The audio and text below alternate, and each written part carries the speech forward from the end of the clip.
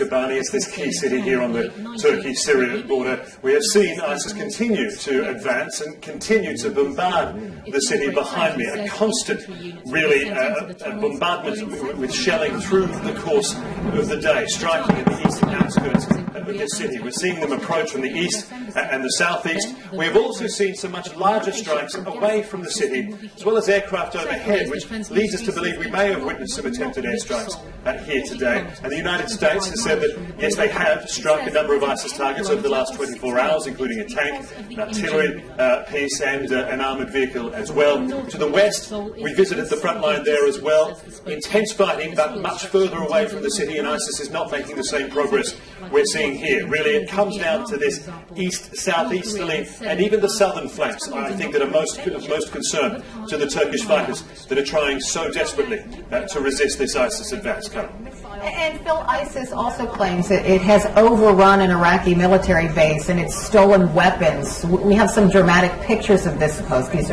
So is ISIS continuing to gain ground despite the airstrikes? It's a mixed bag, or is it a mixed bag, as you said, actually?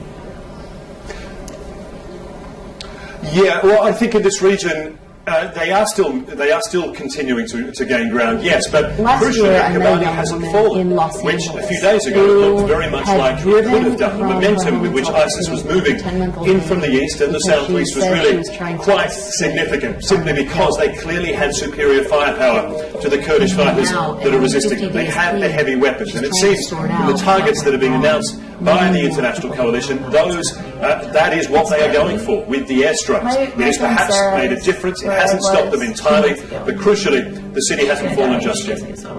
We're on our way to meet